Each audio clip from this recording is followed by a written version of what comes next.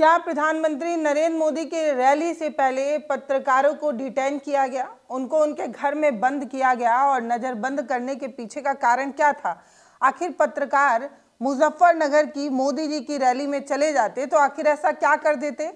आखिर ऐसा कौन सा सवाल पूछ लेते और आखिर ऐसा क्या दिखा देते जिसे ना दिखाने के लिए छह पत्रकारों को उनके घर में नजरबंद किया गया और कई को उनके घर जाकर रात में ही उठा लिया गया?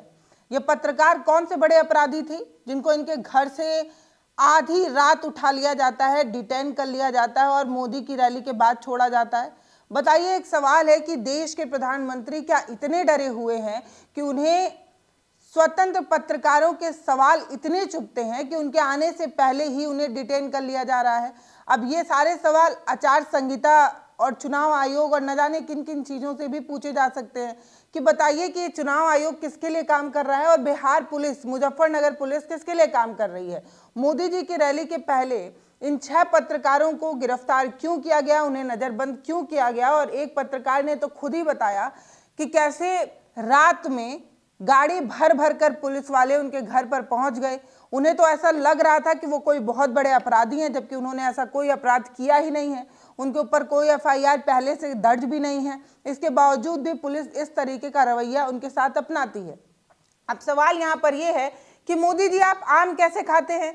मोदी जी आप थकते क्यों नहीं हैं? आप पर्स कहाँ रखते हैं? मतलब वॉलेट वगैरह का इस्तेमाल करते हैं या नहीं? इस तरीके का सवाल तो मोदी जी को खूब पसंद आता है। लेकिन एक स्वतंत्र पत्रकार आखिर मोदी जी से कौन सा सवाल कर पाता? अरे सवाल बवाल तो छोड़िए, एक स्वतंत्र पत्रकार क्या कभी मोदी जी के सामने पहुंच भी पाता?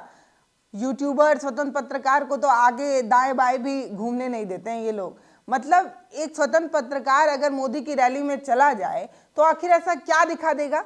मतलब आपको डर है क्या कि बिहार में एनडीए की रैली में, मोदी की रैली में खाली कुर्सियां हैं या लोगों का विरोध है या जिस तरीके से उन्हें भर भर कर बसों में लाया जा रहा है वो सब सच सामने ना आ जाए, इसलिए पत्रकारों को डिटेन किया जा रहा है? नहीं तो आखिर क्या मतलब है कि आप स्वतंत्र पत्रकारों को इस तरीके से उनके घर में नजरबंद कर लें?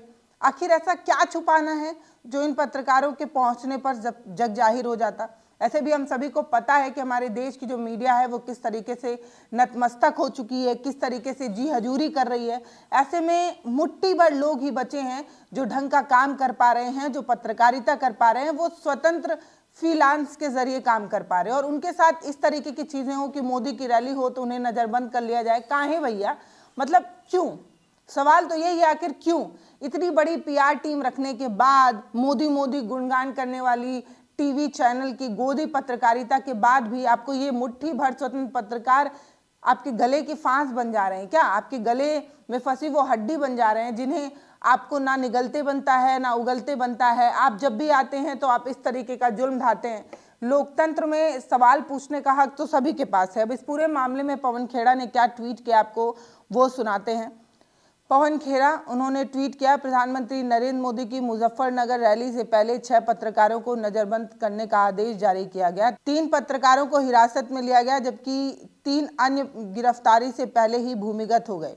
स्थानीय सूत्रों के अनुसार मुजफ्फरपुर में ग्रामीण एसपी राकेश सिंह प्रभाकर ने पत्रकारों को बताया कि खुफिया ब्यूरो यानी कि आईबी की रिपोर्ट के अनुसार चीनी मिल के मजदूर जो हैं वो प्रधानमंत्री रैली का विरोध प्रदर्शन कर रहे थे और पत्रकार इस घटना को कवर करने वाले थे जो उनके अनुसार वातावरण बिगाड़ने वाला हो सकता था, इसलिए उन्हें नजरबंद करने का आदेश दिया गया। अब मोदी जी मुजफ्फरनगर में जाएंगे तो ये कहेंगे कि अगली बार चुनाव में मैं जब आऊँगा तो यहाँ की चीनी की बनी ही चाय पीऊंगा, या कहीं जाकर किसी को अलग तरीके का कोई लुभाना वादा दे दें और बाद में जब उसे पूरा ना करें और इसका सवाल कोई स्वतंत्र पत्रकार दिखाने की कोशिश कर ले जिसके ऊपर ना तो ऐड की बेड़ियां हैं और ना ही किसी की गुलामी की जंजीर। जो हम जैसे फ्रीलांस हैं, स्वतंत्र पत्रकार हैं, यूट्यूबर हैं, उन पर उनकी जुबान अभी सिली नहीं है और ना ही उन्होंने अपनी जीभ किसी के तलवे चाटने के लिए रखा है। तो जो लोग सच बोल सकते हैं उन्हें इस तरीके से नज़रबंद किया जाता है।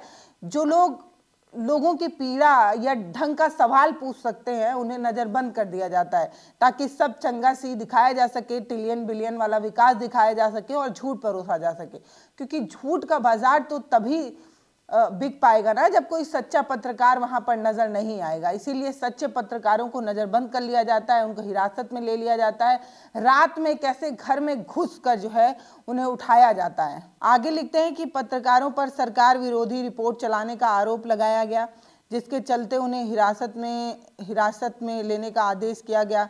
उन्हें दो रात पहले 1 बजे नज़रबंद किया गया और अगले दिन रात 1 बजे रिहा किया गया। नज़रबंद किए गए पत्रकार जो हैं वो निज़ाम समीर हैं जो दैनिक भास्कर साधना न्यूज़ के हैं। इसके अलावा राजन सिंह राजपूत हैं जो चंपारण फर्स्ट पोर्टल के हैं। इसके अलावा धर्मेंद्र यादव हैं जो जी न्यूज़ पोर्टल के हैं।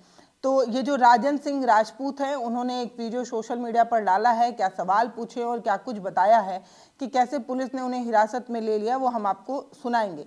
गिरफ्तारी से पहले जो पत्रकार फरार हो गए, भूमिगत हो गए, उनमें से एक का नाम इरफान रजवी है जो हमार बिहार टीवी नेशनल से हैं।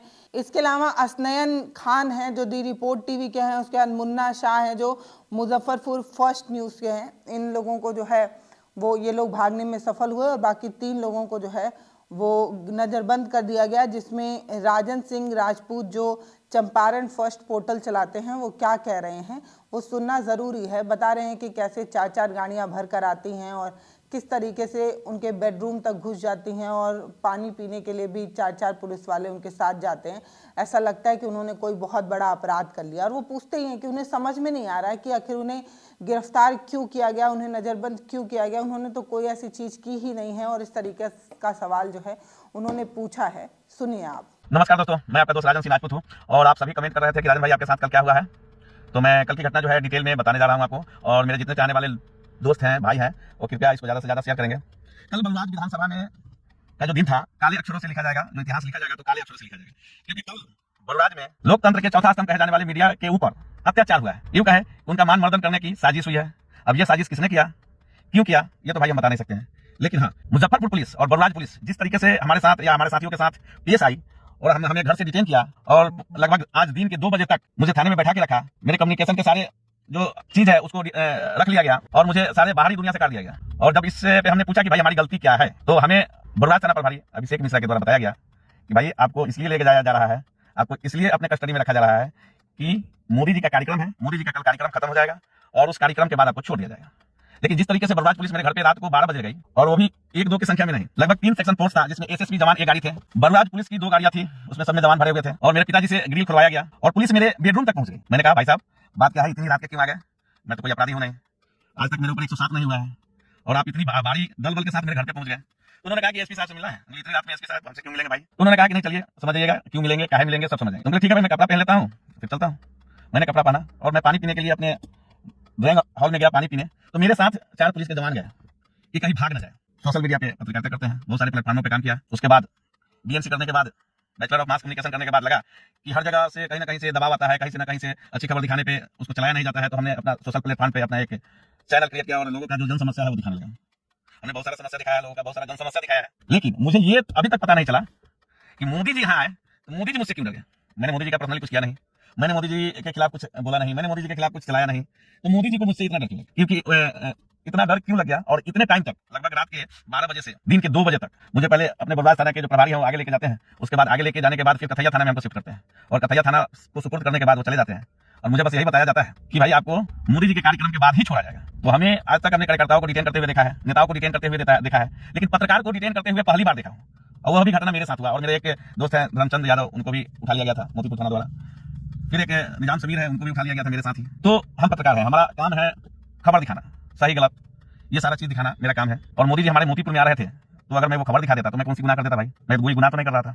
अगर मैं वहां जाके कोई खबर दिखा देता, कोई चीज दिखा देता तो मैं कौन सा गुनाह कर देता। मुझे अभी तक ये समझ में नहीं आ रहा है कि पुलिस मुझे उठाई एसएसपी साहब के आदेश पर, क्यों उठाई, आखिर मेरी गलती क्या है। लोग सत्ता से ही सवाल करते हैं, कहीं जन समस्या है वही दिखाते हैं, पत्रकार का काम ही होता है वही दिखाना, सत्ता से सवाल करना। अगर मैं मोदी जी के सभा में जाता और मैं कुछ सवाल कर देता या मैं किसी पब्लिक से सवाल कर देता तो मैं कौन सी गलती कर देता। मुझे जब पुलिस पकड़ने आई थी बलराज थाना के, तो मुझे लगा कि मैं कोई बड़ा अपराधी हूँ। मुझे उस समय ये फील हो रहा था कि जिस तरीके से बड़े अपराधियों को पुलिस पकड़ने जाती है उस तरीके से मेरे घर आई थी। और आज दिन भर थाने में रहने के बाद जब 2 बजे पीआर बॉन्ड पर मुझे छोड़ा गया कथैया थाना से, तो मुझे वो दिन याद आ गया जिस समय इमरजेंसी हुआ था, जेपी आंदोलन हुआ था और इंदिरा गांधी की सरकार थी, उस समय सभी को उठा के जेल में भरा जा रहा था। मुझे बस वही दिन याद आ गया था कि भाई मेरी गलती क्या है। अगर मैं कोई गलती किया होता तो समझ में आता भाई ये गलती, मैंने ये गलती किया, मैंने ये गलती किया, मैंने ये गलती किया। मेरे साथ जो कल रात घटना घटी, उसका फुल डिटेल मैं आपको बता चुका हूँ। आप भाई सबका रिक्वेस्ट हो रहा था कि भाई क्या हुआ था जब मैंने पोस्ट किया था कि मेरे साथ मोदी जी डर गए, तो बार बार लोगों का कमेंट भी आ रहा था, लोग फोन भी कर रहे थे, मेरे बहुत सारे दोस्त, मेरे बहुत सारे भाई, मेरे बहुत सारे अपने लोग, मेरे बहुत सारे चाहने वाले फोन कर रहे थे कि भाई क्या हो गया, कैसे हो गया। मुझे अभी तक पता नहीं है भाई कि क्या हुआ और कैसे हुआ। मोदी जी हमारे देश के माननीय प्रधानमंत्री है, और उनकी मैं सभा में जाता तो मैं क्या कर लेता, मैं कम से कम मैं क्या करता, मैं खबर ही तो दिखाता, इससे ज्यादा मैं क्या कर सकता था। मतलब तो हद तो तब हो गई जब आप इतने बड़े बड़े टीवी चैनलों को पेड प्रमोशन देकर अपना प्रचार करवाते हैं, वाह मोदी जी जिलाएंगे वर्ल्ड कप, मोदी मोदी कराने के बावजूद, अखबारों में बड़े बड़े विज्ञापन छपवाने के बावजूद, इतनी तगड़ी पीआर टीम रखने के बावजूद आपको ये अदने से पत्रकार जो स्वतंत्र रूप से अपनी बात रखते हैं उनसे इतना डर लगता है कि जब मोदी की रैली होती है तो इन पत्रकारों को नजरबंद कर दिया जाता है। शर्म आनी चाहिए कि इस लोकतंत्र में जहां सबको बोलने का और सवाल पूछने का हक है, वहां पर अपने तलवे चाटने वाले पत्रकारों की एक फौज खड़ी करने के बाद इन्हें अदनान से छोटे से पत्रकार की छोटी सी आवाज भी जो है वो इतनी चुभती है कि उनको नज़रबंद कर लिया जाता है। वैसे भी यूट्यूबर को मोदी जी के आसपास भटकने तक नहीं दिया जाता। क्या दिखा लेते, रैली में भीड़ दिखा लेते, कुछ अव्यवस्थाएं दिखा लेते, कुछ छोटी मोटी गलतियां दिखा देते, इससे क्या ही फर्क पड़ता है। क्योंकि एनडीए तो भारी रफ्तार से बिहार में दौड़ रहा है, विकास की गंगा अपने भाई है, तो फिर ये छोटे मोटे पत्रकारों को नज़रबंद क्यों किया जा रहा है, ये सवाल है। फिलहाल ये वीडियो आपको कैसा लगा वो आप हमें कमेंट सेक्शन में लिखकर बताइएगा, और इस सवाल का जवाब अगर आपके पास हो तो हमें ज़रूर भेजिएगा कि आखिर मोदी की रैली के पहले इन छोटे बड़े पत्रकारों को गिरफ्तार करने का मतलब क्या है।